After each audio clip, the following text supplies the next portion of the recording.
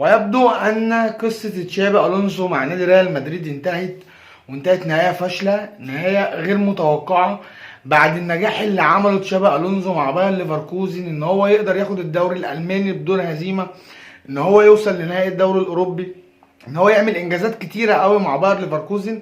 كان متوقع له نجاحات كبيرة جدا مع ريال مدريد، ولكن ريال مدريد ناقصه حاجات كتير جدا، ناقصه دكة. ريال مدريد يكاد يكون ما عندوش دكة، ريال مدريد ما عندوش البديل اللي ينزل يعمل الفارق. ريال مدريد محتاج سكواد اتقل من كده بكتير جدا.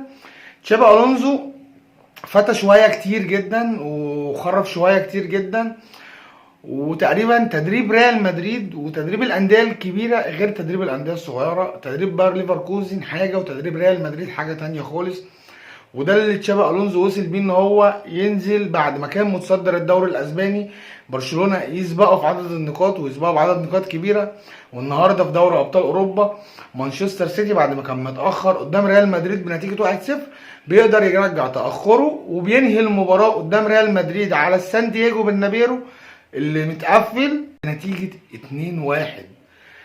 يبدو ان احنا بنشوف نهاية مسيرة تشابي الونزو مع ريال مدريد، وباين كده ان ريال مدريد دخل نفق مظلم هيحتاج شوية وقت كتير علشان يخرج منه.